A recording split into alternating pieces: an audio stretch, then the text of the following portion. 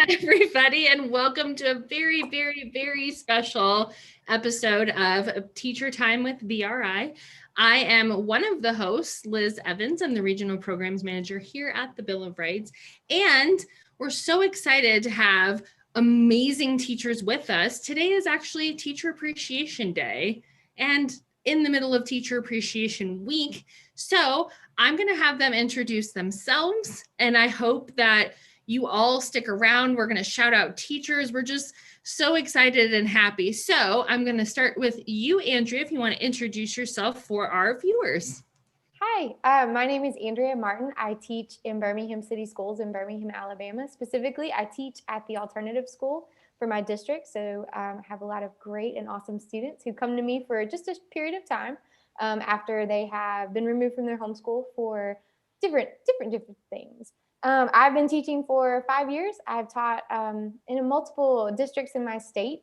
I teach social sciences for grades 7 through 12. So that's everything in the content area from ancient world history all the way through government and economics.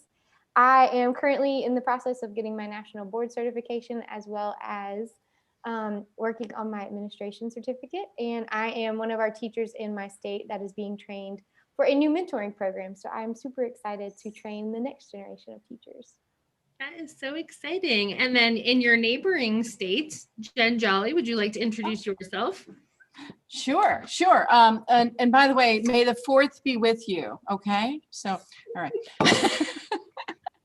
I'm Jen Jolley. I teach in Melbourne, Florida. And Liz asked me to, talk about, some of the circles, so to speak, that I'm part of, but I'm also a national board certified teacher. I have been since 2003. I'm a James Madison Fellow from Florida of 2010. And last year in 2020, I received the Gilder Lehrman Florida Teacher of the Year. So that's a little bit about me, but I also teach US government, AP government and politics US, and also AP comparative government. So thank you for having me. Thank you. And then we're going to fly up to the Midwest here. And Kim, do you want to introduce yourself and the person behind you? This is Chief Justice John Roberts, who has joined us this evening. I am Kimberly Huffman. I feel like Miss America. Kimberly Huffman from Wayne County, Ohio. I teach I've always wanted to do that.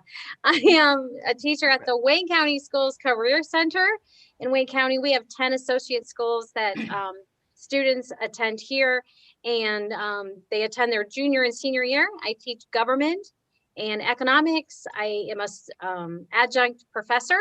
I've been the Ohio Council of Social Studies teacher. I'm a James Madison Fellow from 2008. I've been a Congressional Fellow, and I was just elected to the National Council of Social Studies Board of Governors. So I'm looking forward to doing that this summer. I'm also the Bill of Rights Institute Teacher Council, National Constitution Center, and iCivics Council. And I'm a mentor teacher here, and I'm in charge of our Constitution bylaws for our association. So I love constitutions. Thanks for having me. That is fantastic. Thank you for being here. And then we're going to go all the way to the other coast in California. And Julie, do you want to introduce yourself, please? Yeah, I was just thinking, gosh, you guys are all busy. I am Julie Scheppele, and I'm out here teaching in Orange County, California. I've been teaching for the last 12 years, and I've actually taught almost every subject, I think, in the social studies, but now I'm getting to focus in on US history and government to juniors and seniors. And obviously, as everyone else here is, I'm a part of the BRI's Teacher Council this year, and really excited to be a part of that. And I'm glad to be here with all of you today, too. Yes, thank you so much. And I am also a National Board Certified teacher. I taught for 17 years. You, Julie, a little bit of everything, but really found my home in AP government. But now I get to work with the Bill of Rights Institute, and I get to work with teachers. And this is such a fun group of teachers. So I'm so excited to have everybody here today. If you want to, in the chat, drop where you're from. If you're a teacher, we'd love to know what you're teaching. But we are going to go into our first segment here, which is our news cycle. Now, because we have people from everywhere, Julie, I'm actually going to start with you, if that's okay. So we're going to start back on your side and go back across the country and talk about maybe some regional news that is either affects your classroom or that your kids are talking about. Yeah, I mean, there's so many things that we could pick from, but I really thought I'd zone in on, we're in the middle of a recall situation over here with Governor Gavin Newsom, and it's kind of interesting and noteworthy because, we've had the recall in California since 1913, but this is only the second time that a governor's recall has made it to ballot. So the last time was in 2003 with Governor Gray Davis, and of course that one was a successful recall. So, and this is also a really interesting one because there's a lot of sort of circumstances that aren't necessarily normal, right? So the recall petition actually started last February in 2020. And it came up with, it came up related to things that weren't COVID-19 relevant at all. Obviously, it was pre-pandemic. So it was policy type grievances like, the governor's handling of immigration policy and issues with undocumented immigrants and high tax rates and high homelessness, things like that. But we got to November and an argument was brought to court that there wasn't enough time to get petition signatures because COVID restrictions had made it really difficult. And so the judge actually extended the timeline, which happened to be timed kind of uniquely with sort of a mishap on the media when I think this one was not so regional news when Governor Newsom was photographed out at an expensive restaurant, the French Laundry, with more than 3 households. I think one of them was a longtime friend who was a lobbyist, and that came right on the heels of a guideline he had given Californians to not do that. And so that really kicked up his recall petition, stuff, the numbers, people were paying attention to it. And it also shifted, I think, the focus of it, because at that point, people started to sign the petition or advocate for the petition related to COVID policies. And to my understanding, kind of on both sides, some who wanted more restrictions and some who wanted fewer restrictions. So just last week, the Secretary of State certified that there were enough signatures to move forward. So there's still a lot of like procedural things, but it looks like we will have a recall election in November. And it's also kind of fun to watch because at the same time, people start announcing that they're going to run, that they're going to put their hat in the ring, because on the ballot, we will have 2 questions. Do you want to remove the governor? And who do you want to replace the governor? So you sort of have all these things happening at once. And so yeah, that's kind of what we're watching, and we'll see that unfold over the next months. And I imagine it'll become a little bit of national news because you see politicians like even Biden weighing in on some of these things. So I think we'll be hearing more about it. And that's interesting too, because in our pre-planning meeting, we talked about the fact, like, I'm from Arizona, Julie's in California, and we have recall, but not every state allows a recall of their governor, which is just a kind of a cool example of federalism and states doing all these different things. So thank you for sharing that. What about in Ohio, Kimberly? Ohio, the big news is we lost another representative in the U.S. House Representatives, and I'm going to be vulnerable and tell you a story. When I talk about the census count, every year I talk about my students, about Ohio keeps losing reps. And when I was in high school, we had 25. And they think I'm a dinosaur. So I'm like, you guys are not doing enough to populate the population of Ohio. And I got a phone call from a parent once that thought I was suggesting that students go out and make babies to help our census. I'm like, no, that's not, no. I was just saying people need to, when they leave our high school, they need to reside in our state and stop, leaving our state. So, yeah, we've lost another representative. We're going to be down to 15. And that's, I think that's big news. Yes, the census is definitely big news. So we're going to switch to Andrea too, who, by the way, is in the middle of a massive storm in Alabama. Mm-hmm. And we so appreciate her still being here with us. But what's going on in Alabama, Andrea? Yeah, so right now it's weather, actually throughout most of our state, even my parents who are from Mobile or who live in the most southern part of the state. So we have currently our big discussion points in most of the local and statewide news programs are our legislative session that's going on right now. We have a multitude of bills that are being considered.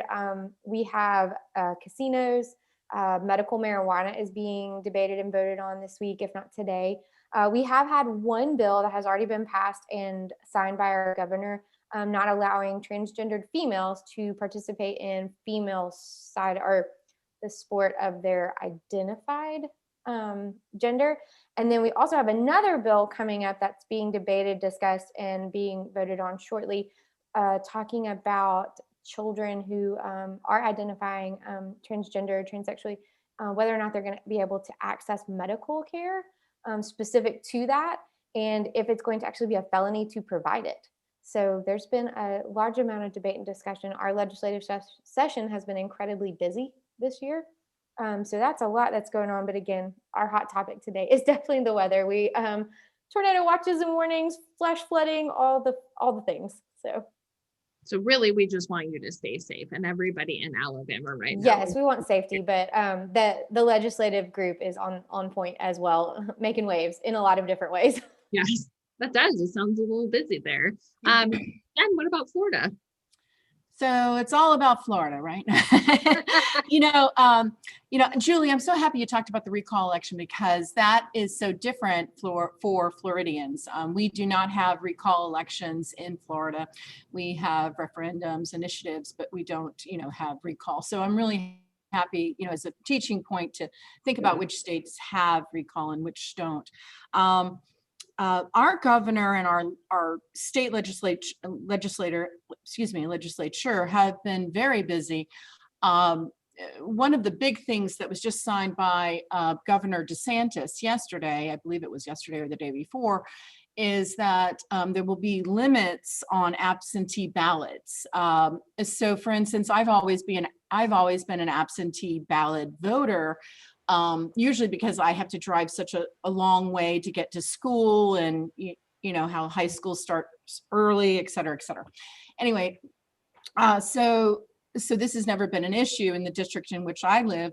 It was just, hey, sign this form, and then you can continue getting your absentee ballots for each of the elections, not just the general, but the primary and the local, municipal, et cetera. Well, now we're going to have to provide ID, and we're going to have to resubscribe to the absentee ballot list for each election. So that's going to become cumbersome. And then Governor DeSantis is up for re-election in 2 years. And so there's been a big pool of candidates, Democratic candidates, that are considering running against him because of some of the policies that he has implemented. And then, of course, also he's mandated that you cannot, in Florida, have any type of restrictions, COVID restrictions. Now everything has been lifted in Florida. So state, local municipalities, you can tell it's the end of the day for me, I'm sorry, my brain dead. But local municipalities cannot have their own laws relating to mask mandates, et cetera. So everything is now open in Florida. And so that's why everybody's moving to Florida, Kimberly. I'm sorry, we're getting the electoral votes. I'm sorry. But anyway, all right. Thank you. Yeah. So, and again, this just is a really good illustration of different states are dealing with different things, and some states have things that other states don't, like the chance to recall, or, even with COVID mask mandates. There's just been so much going on. I want to do a really quick shout out to Stephanie from Colorado, Lynn from New York, and Vincent from North Carolina. Thank you so much for hanging out with us today. Now, it's been mentioned, see, it's the end of my day too. It's been mentioned, but we all have a common thread. So really what we want to start talking about here is what our common thread is. And we want to be able to start kind of weaving this big web to show you really how big the civic space is. And the civic space is awesome. It is the greatest thing ever. And I'm so glad that 17 years ago, I fell into it. I did my student teaching in kindergarten, and then just happened to get a job teaching 8th grade language arts and social studies. And it just kind of went from there. But really quick plug, and it will be in our show notes, is that Teacher Council applications are due on May 15th. And I am not a part of the Teacher Council anymore because I work at BRI, but all of these lovely teachers that are with me today are part of that. So what I'd really like to do in this segment is just talk about what you do on BRI Teacher Council and what are kind of some other ways we know each other so we can start building this web more. Kim, do you want to start on this one? Certainly. I know one of the things that I enjoy is evaluating lesson plans and we watch and observe and see how they're implemented online and versus on paper or in directions. One of the coolest things was the person we met with who's in charge of the web design and walking us through what would a teacher go to the website and look for? How could the teacher better access the material? What would the teacher be most interested? And I'm just having that input and having a voice and something that teachers all across the nation are going to have access to and be able to use in a friendly manner, old, new. And I just really appreciated that input. And I know lots of people from different organizations too here. James Madison, Colonial Williamsburg, TOP, lots of great organizations that support what we do. And that's the nice thing too about the civic space is it's community over competition, right? And it's collaboration over competition. And that is, I mean, I think that is the most amazing and exciting thing. And I'm glad that you brought that up too, Kimberly, because I didn't realize it until I started working here, but these civic organizations very much take what teachers say into consideration because you're our audience. We want to help, and especially years like this year, we want to give you as much as we can because we know how hard teachers work. I was just a teacher last year, and that's the thing. And I've said this before, nobody appreciates teachers more than other teachers. And there's no other group of great teachers than social studies teachers. I think I talk to other English teachers and math, and they don't have the network that we have. So this is something that's truly valuable and important to all of us. And everybody's willing to contribute and get something in return. Yeah. Julie, do you want to weigh in on this? Yeah, I mean, I think for me, the really exciting thing about the Teacher Council, I like the work. I like we get these readings that we get to dive into and take apart and then engage in, discussions with other really smart people. And I'll go into it and I'm so ready to talk about it. And then I'll sit there and listen to other people talk. And I'm like, I didn't even think about it that way. It opens so many new doors to things. So I really enjoyed that piece of it, the community side and the intellectual side. And of course, getting to kind of analyze and add to and adjust curriculum that exists and that sort of thing. I like the creativity of that, and I think that's a lot of fun. And as some others have said, some of the teacher communities. I think actually, I want to say Andrea a few years ago at the BRI Summer Institute. It used to be the Founders Fellowship. Yeah, we were in the same group. We were in the same group. Yeah. Yeah. So we do have some of these connections, and and some other ones. I know Kim mentioned a couple, but Gilder Lariman or NEH, we've got like these, like you said, these really great communities, and I just appreciate how much I can learn from the other teachers that are here. Absolutely. Andrea, what about you? Yeah, I just piggyback off of everything all the other folks have said. I know for me, some of the most interesting things have been being able to examine lesson plans, being able to dig in and become a student again. Julie talked about reading. We don't get to just read to learn anymore so often. It seems like as teachers, we're always, what's the bottom line for this unit or this lesson plan or this school year? How are we going to get through to those points that we're trying to get to, those goals? And so just to be able to be a learner again in a different way, in those areas that so many of us are passionate about, history, government, civics, all that, I think it also just adds perspective to talk to teachers from different areas of the country. Julie's from California, Kim's from Ohio and Florida. I mean, we all deal with different things, but there's also a perspective that we're all in this very same boat together. We might be in a different type of boat, but we're all kind of in this same waterway, and we are working through, and we're trying to produce truly impactful citizens. And I think that's where we're all going with our civics. It's just so important to keep that. I'm super pumped about something I'm actually going to get to do in May as part of my month, I guess my May month for Teachers Council, is I'm getting to try out a new lesson. So for me, that's pretty exciting.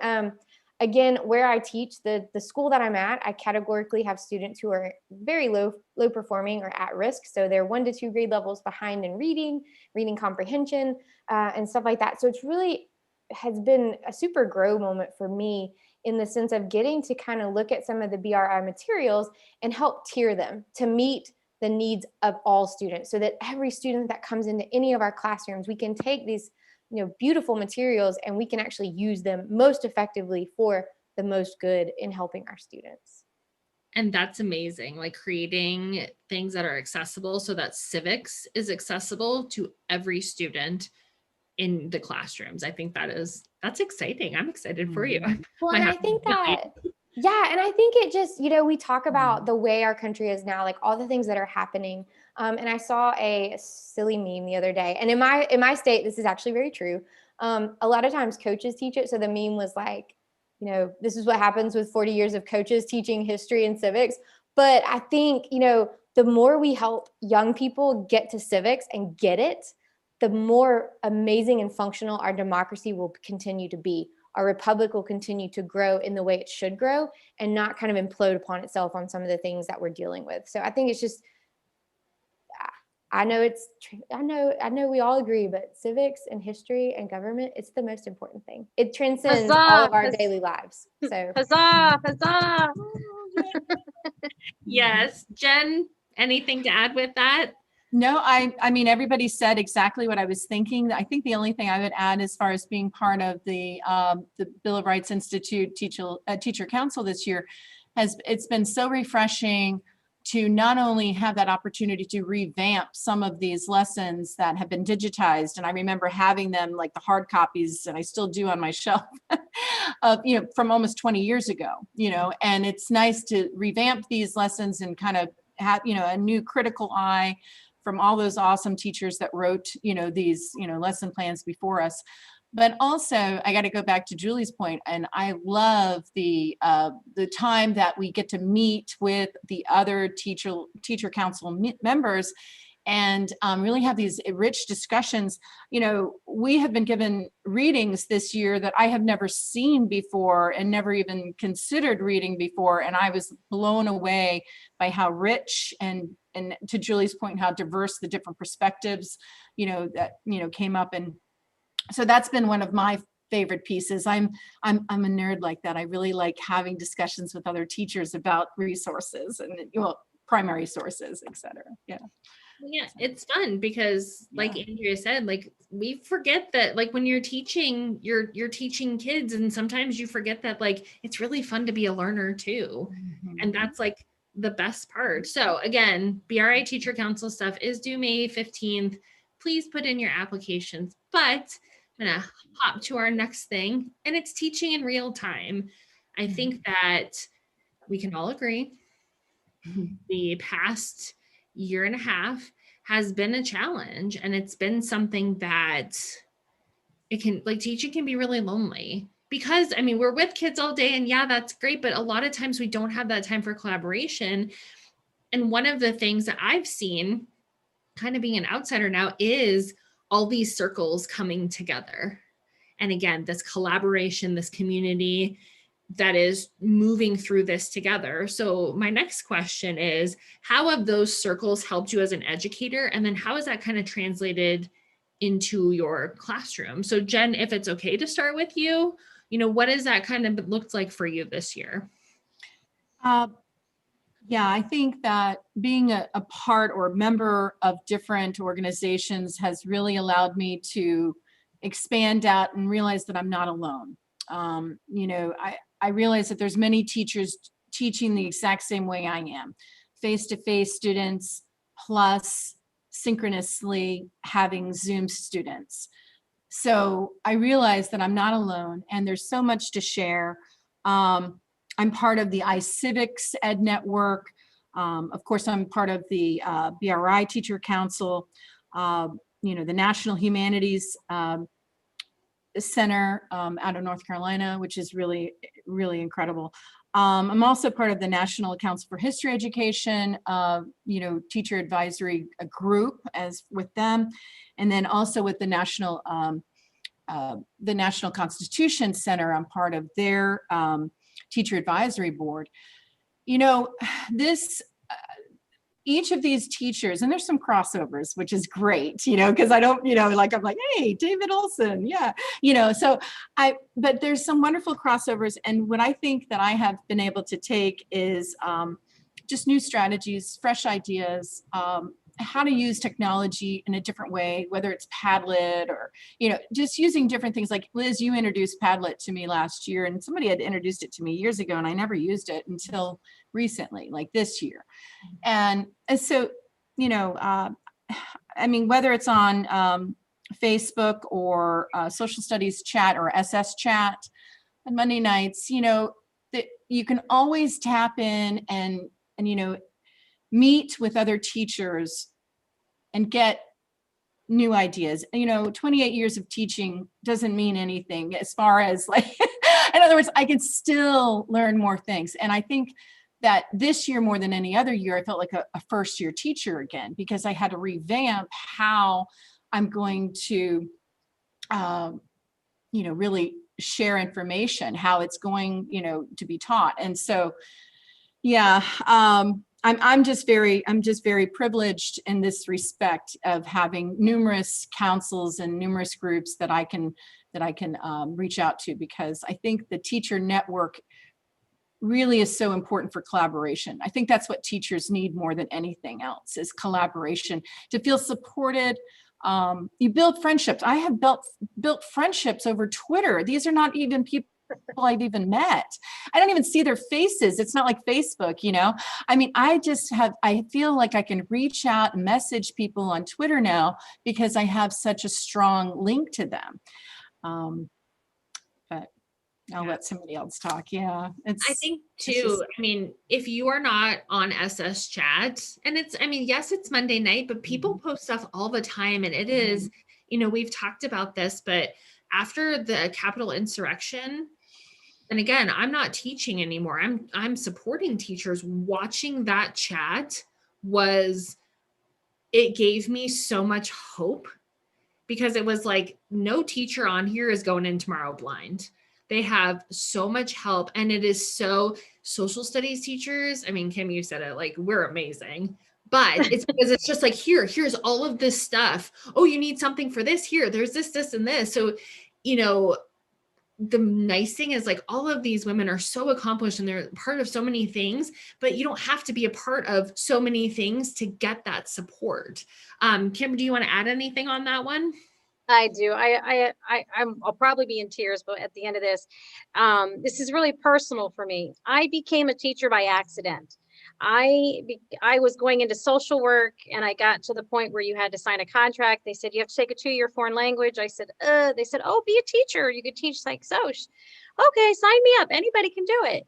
So I'm an accidental teacher. And then social studies is so broad. And in Ohio, we have a social studies comp degree. So I can teach 5 subjects. I know a little bit of everything. I'm the master of none.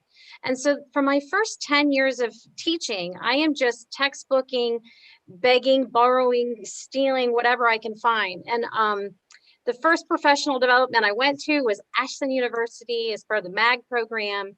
And I remember my husband, I was married. I had 2 kids under 10. They dropped me off at Ashland. They leave. I attend the first class. I call home. I got to come home. I'm not smart enough to be here. These are exceptionally intelligent teachers. They know so much. I need to come home. I'm not cut out for this. And he's like, stay, you're going to stay. Wouldn't come back and get me. And by the end of the week, we're having a party, and I have lifelong friends that I see all over the place, that I've remained in contact, and my circle just keeps growing, and my confidence, and that has meant the world to me, that my cup is filled. And now after 20 years, I just try to pour out into every other teacher that I know, just share, because I know what that was like. And it is so important that we fill our cups, because we can't do what we do and continually give of ourselves to our students if we're not filled. And the teacher circle has done that for me. There's lifelong friendships that encourage me. I had Jennifer Foster, I think from Alabama. She called me and we talked about the necessary and proper clause. There was a specific part of it that we, like, who does that? I got to talk to you about this. Or when Antonio Scalia passed away, she called me and she's like, what's going to happen? Who does that? Like, we do. And the network is great. Yes. Great to be a part of. I am like waiting to cry too, because when we talk about like our teacher relationships, I think it's just such a special thing. Andrea, what about you?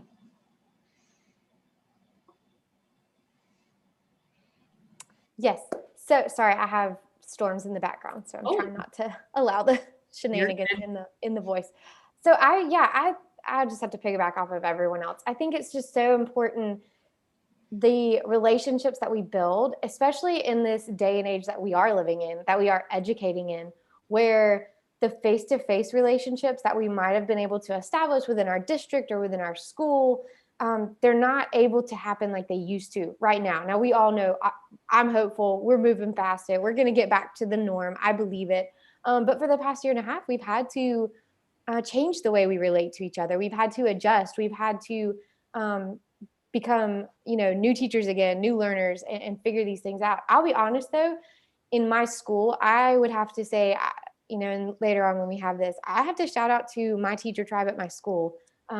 We've been able to do so much cross-curricular type of collaboration this year, because we have had those moments in these Zoom calls, whether it's faculty meetings or when we were finally able to go back in the building as we were, doing different things, that even so much that the science teacher and I wrote a grant that we all use, we all use in our classrooms on multiple levels. It's a Food Master grant. So it's talking about wellness and things like that. But we talk about how does, current events come into play in government? How does, the government interaction with our schools, play into the nutrition you get? And how does that play into the food deserts? And so many different conversations, even at a cross-curricular level. But yes, in BRI and the Teachers Council, the men and women that I've met, they have introduced me to things that I didn't know existed, that I could be a part of, that could help me become a better educator. And in turn, like we said, when we're trying to educate our students to become better citizens, we in turn also become better citizens. And I think that is such a powerful aspect of what we do every day in this educational world and in our contents that we're in. Awesome. Julie. Yeah, gosh, I could piggyback on so much of what everyone has said. I think that, these teacher communities are great for, improving and increasing the diversity of the strategies that we're using, adding some creativity, of course, and adding some perspective. And Liz, like you mentioned, some inspiration and sometimes just a breath of fresh air. And I think this year for me, one of the biggest things I'm grateful for with these teacher communities is like ethical questions. So, we talk a lot about how as social studies teachers, we sort of have a unique responsibility to facilitate the processing of, global, national, local events with students. And these are events that evoke emotion. They're really personal. They're highly controversial. And there's often really competing perspectives. And we have these really important and challenging decisions to make on how to hem the boundaries of those conversations, to embrace educational freedom and support students in processing what they believe and hearing multiple perspectives, and also to making students feel safe, protecting their young hearts. And that's gymnastics sometimes. And I think that, we're human, right? And it's a challenge. And I feel like I'm always asking questions about where should I stand on this and how far should I let this go? And when do I intervene in the conflict? And I can't overstate how much teacher communities have been helpful in giving perspective, offering advice, sharing materials, giving book recommendations. I really think all of that has just made me more equipped to be able to handle these tough situations and just be better for the kids in the room in front of me. So I think that's the biggest thing I would say from this year, but I could talk all day about teacher communities. And I think Liz also mentioned, you don't necessarily have to be a part of all of these groups or councils. Obviously I have my community at my school, but I think some of the best communities, the ones I even rely on the most, are folks I've met at conferences or at the AP reading or something like that I've stayed in touch with, because you have so much in common and you work through these things and you share, just so much about who you are, right? Teaching is so much about who we are that the relationships last forever. And so, I've got a group of folks I've met at a variety of conferences, and we'll send each other messages like, how should I grade this? Or how are you dealing with this? This thing came up in the news. What should I do?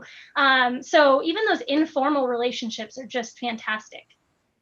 And that is like the perfect segue into our next topic, which is expanding our community. Because again, we talk about, how much this community means to us, but also how it's a community, and it is not exclusive. It is very inclusive. We like everybody, English teachers, science teachers. We're just this big, we want to, I mean, we're nerds, right? We love civics, we love social studies, and we'll talk about it to anybody that's going to listen. It doesn't matter what you teach. You want to put social studies in it, we can figure it out. So what advice, and Andrea, I'll start with you. What advice would you have for teachers? So whether it's a brand new teacher, maybe somebody in college, or maybe somebody who's taught for 15 years, but has never kind of expanded that, what kind of advice would you give those teachers? I think I've been really marinating on this since we kind of talked about it in our prep session. I think one of the biggest pieces of advice I would give you is to build relationships that go beyond the classroom. The teachers that I work with at DP Alternative, we are a true tribe. We do everything from collaborate and write grants together and plan lessons together to in non-COVID years, but even in the midst of all of this, we've even gotten together outside of school and we work out together and we take care of our mental and emotional health. You should see us. We have lots of videos of us doing beach body dance video. I mean, like, I'm telling you, like, we have videos of us doing workouts together. So it's not just about what you're doing in the classroom with your fellow teachers. It is, how are you guys relating outside of that? Because your deepening of relationships outside the classroom is going to allow you to have a deeper connection in the school building, inside your classroom. Because again, we are the subject area that has the hard conversations. You know, we talk about civil rights, we talk about racism and gender rights, and we talk about all of this stuff. And if you don't have a trust relationship with the people you're talking about these topics with, you don't have the opportunity to speak reality and truth and have the hard conversations yet, because you're defensive and different things like that. But when you have those deep-seated relationships, you can have the hard conversations with the teachers. You can have the hard conversations with the students. You can do those things because there's a depth there that creates just opportunity to grow. And everybody's there to grow. And everybody's there because we trust each other and we love each other. And so I just say, new teachers, find you some folks, find you a tribe, and don't just hang out at the school building. Go work out together. There's nothing more humbling than working out with your best teacher friends. There is nothing more humbling than, letting them see you at your most vulnerable spot. Like, that is a true team building experience. So we love it. So that's my biggest piece of advice is go beyond the school building doors. Like, don't just let that be the only place you see them. Deepen the relationships for the most effective impact. And speaking of dance videos, Kimberly has had to dance a couple of times because the light in her classroom keeps turning off, which teachers everywhere are like, yeah, I hate when that happens. So I'm going to let you go next because I saw you doing a little bit of moves. I would just say share outside your district, to piggyback on what Andrea said. So many times we share with each other in our own district, but I've been on several panels where we get to select what teachers get to do, what opportunities. And the thing that makes a teacher exceptional is what they share. Are they presenting? We're part of the High Schools at Work initiative, so that's an opportunity. Our building is part of the Career Tech Association teachers. So you could share at those state and national. And sometimes people think, I don't have anything to share. You do. There is somebody out there that is going to go to your presentation that you are going to benefit. And I just, volunteer, share, present outside your district is what I would suggest. Yes. And it's hard to share, right? It's a hard thing to share and to give somebody something that you made, but you're sharing with the right people when they say, thank you so much. And that's no one will appreciate it more than that group is there. Yeah. Sometimes you don't use it that year and you kind of tuck it away, but sometimes you're like, hey, I'm going to change this a little bit and make it fit for my classroom. That's awesome. That's great advice. Julie, what about you? Yeah, I kind of looked at this a little bit differently. And, my own experience was, I didn't know about all of this stuff out there for probably my first, 4 or 5 years teaching. And I think I accidentally came across a, seminar, and So I applied to and went to one of these summer seminars and, met people there. And that was my first step into it, that all of a sudden, yeah, it opens this door you didn't even know existed. And all of these people have recommendations for other, professional developments, or for, online digital groups that you can become a part of, or resource centers or things like that. And so that was the starting point for me. And for somebody who has the time or the ability to travel, or even to do some of these things virtually, nowadays, that was a great first step for me, because it just, like I said, there are endless opportunities for social studies teacher. It blows my mind how many opportunities there are, and how many wonderful organizations are willing to pay for and support teachers to go have these experiences to improve student learning. And so that was my starting point, and that's helped me kind of find a whole bunch of other things from there. That is. And then Jen, so really random story about Jen Jolley is my husband is a Madison Fellow, and he got to spend the summer with Jen Jolley. And then I think I met you after that, right? Yes, at National Constitution Center Summer Institute. Mm-hmm. Jen and I had never met in real life before, right. But when we met, we were Yep. so excited, but the world is so small. Yep. I just had to throw that out there because no, absolutely. it's so funny. Right. And, I hope you don't mind me switching gears, because I don't want to lose this thought, but I was thinking, I believe you asked the question of like, what should we say to our first year teachers, correct? How can we get people to expand into the community? Okay, thank you. And I love all of the answers that I've heard, from my colleagues here. I think the only thing that I can add is that, we're all going to have bad days. We're all going to have hard days. And, just pick up every day as a fresh new day. And so I think it's the way that we approach each day, which makes it,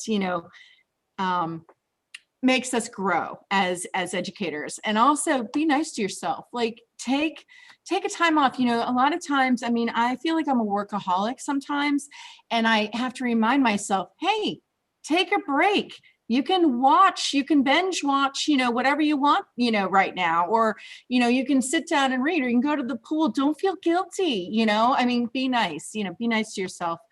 And just to add on what Andrea, Julie, and Kimberly have said, is that I like to suggest to teachers when I do presentations about all of these PD possibilities that they can have, is just throw as many darts as you can, because, we all know that applying for some things, whether it's the James Madison Fellowship or it's National Board or whatever it is, it's going to take time.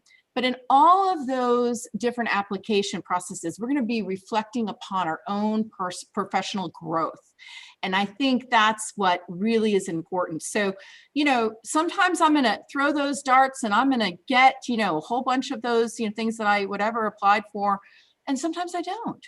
And that's okay too, so and I think that's something just to kind of put in your head, that sometimes, rejection is just another way of just looking at taking risk that we all have to do in order to be, growing as educators. So, yes, perfectly said. So our last little thing here is we do want to, because nobody appreciates teachers more than other teachers. And we want to kind of shout out educators as a whole, but then maybe some groups and some teachers. So we'll quickly go through this, because again, internet everywhere. If we were allowed to, we'd probably talk for 3 or 4 hours. Even our pre-planning meeting went well over what it was supposed to, because we were having so much fun. Julie, I'm going to have you start this one. What are your educator shout outs? So I'll start with Bianca Neild, who is AP US history teacher and a US history teacher. And she is, and this is a hard statement to make, but she is one of the most passionate teachers I've ever met about her students. And she just give everything for them. So much time. She's always trying to make things more fun. How can we help them understand? How can I reach kids of all levels? I'm just always so impressed by her. And then there's actually 3 women that I, kind of will put together. It's a group of women that I met at an AP reading several years ago, who have kind of become this little brain trust. And it's Carrie Petkoff, who's actually out in Texas. Amanda Wilson, who is in Virginia, and Melanie Sessi, who's out in Michigan. And so they're all over the country, and they've just been this great, wonderful inspiration. They are teachers who are really smart and innovative in their classroom. I mean, obviously, I'm not in their classroom, but I know that because of how willing they are to give back, like, you know, you've all mentioned, to the civic community and share what they have. And so that's obviously been great for me. And then, of course, they bring different geographic perspectives and things like that. But they're a group of people that I can reach out and say, oh my gosh, I'm stuck on this grading rubric. Can you help me out? Or do you have any ideas or any strategies or things like that? So just so thankful for those women who are giving great things in their classrooms and to the larger civic community. Okay. Andrea, I'm going to let you go next because I know that the weather is getting very crazy there. Sorry, I don't know if it's like a band of storms or what, but if it lightnings, it's not my lights, it's the weather. So I have 3. The first one is she was my AP teacher in high school, and her name is Ginger Golson, and she taught at Davidson High School, and I believe she still teaches there actually, but she is probably the one who inspired me when I decided. I also accidentally fell into education. I was originally going to law school. So there you go, like so many. And so, but when I thought back and I just felt this tug and call in my heart for education, I thought back to her and I was like, I want to teach government and I want to teach history because I love it. And I love it because of her, because of the way she taught it and the way she made it come alive. And we would have AP study sessions where she would bring us lots of food and do all quiz us and all the things. So I want to shout out to Ginger Golson for sure. And 2 others, my dear friend Jessica Hall, who is a sister that I never knew I needed, and she teaches in a very different district than I do, but she has graciously shared so many resources and materials with me over the years, as well as just a deep friendship that I'm truly grateful for. And then last but not least, as we have dubbed ourselves, Doopy Darlings, my crew at Doopy Alternative School, Amanda and Sabrina and Maria and Tandy, they are my girls, and I could not do this life without them. We are all actually in graduate school together right now while teaching and doing national boards and all the crazy things. So we have truly become, we are a tribe. We are going to Puerto Rico when we all get done with school. And Maria is from there originally, so she's taking us on a tour. We've already decided. So there you go. Do you need other people to go on that trip? That sounds like fun. Of course. And we have our own tour guide. She knows all the things. So Nice. Thank you. Jen, what about you? Sorry. The list is very, very long, but I'm going to make it short. So first, I just want to shout out Mary McCullough. Mary McCullough and I have, we met in an AP government reading back in 2006, and we have been besties ever since. She inspires me. She's my soundboard. Kimberly, you were talking about earlier, your friend that reached out to you. She's my soundboard. She's the one that I call when I have a constitutional question. She's the one that I connect with, you know, on this intellectual level. And she's way smarter than I am, thank goodness. Callie Harding from Melbourne, Florida. I work with her during the summers. I write curriculum with her. She is dynamic. She doesn't even realize how dynamic she is. She's creative. She's just an amazing educator. She's always trying to get me to come to her school. And I'm like, oh, you know, I'm okay here. But I'd like to also shout out David Olson, who makes me laugh and giggle every time I see him. His wit, he's so funny. I just adore that man. Andy Caneen from, Andy Caneen, he's from Illinois. He does the cram for the exam for AP, you know, on C-SPAN. There's another wonderful group. But he has saved me this year with AP Comparative, you know, because I've been really like floundering with AP Comparative, trying to teach it in 9 weeks under a block schedule. And he has really saved me. So I really appreciate him. And then finally, one last person is Gabriel Velez, who's from Texas, under the handle of Twitter of Social Studies TX. And he has just opened up so many doors as far as on the Social Studies professional Facebook group, and then plus Twitter following. And he does shout outs to teachers all the time. And so I just admire his work and his his work, and I could go on. In fact, one of the person's calling me right now, Michelle Hubenschmidt, who I love and adore right now. I'm looking down, Michelle Hubenschmidt's calling me. But anyway, so from Florida, also Florida Fellow, Madison Fellow in 2010. So, all right. So thank you. Kim, how about you? Well, first of all, I want to thank the Bill of Rights Institute for promoting this event, for sponsoring this event, and the council. I just so proud to be a part of it. Thank you, Liz, for making this so enjoyable. And I'm so glad that I got to meet you and do this. So I appreciate that. So Ginger Packard is a teacher in Ohio who I was accidentally at her school at a field trip exchange with my students. And that's how I found out about the James Madison Fellowship. I knew nothing about it. And so in 2007, that fundamentally changed my life just because of her willingness to share that with me. My own tribe here at the school, Teresa, Jim, and Lori, we've been a family for 20 years. And so that's my tribe. I'm very appreciative. My roomies, Teresa Sylvester from Idaho, Sharon Wilson from Texas, Donna Devlin from Kansas, Michelle, Michelle Holowicki from Michigan. Those were the people that I met my first year. And if it not had been for their support and they're willing to include me in their circle and guide me, I don't know where I would be today. So that's so important. Elizabeth Russman, Kara Crisco.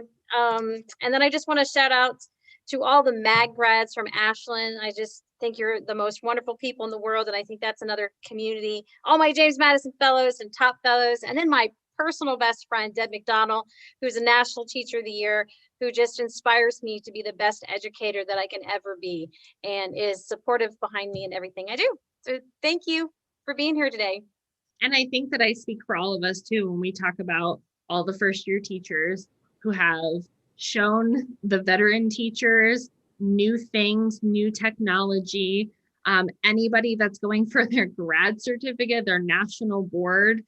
When I say that the Bill of Rights Institute and everybody else in our civic space loves teachers, it's a very, very genuine thing. This has like super filled up my cup. I'm like ready to go for a run, which I'm not actually going to go for a run, but I just have a lot of energy right now. But we can go work out together. Like, I'll pick you up.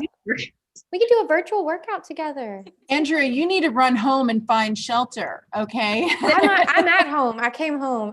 You're home. Okay, good. I'm good. Good.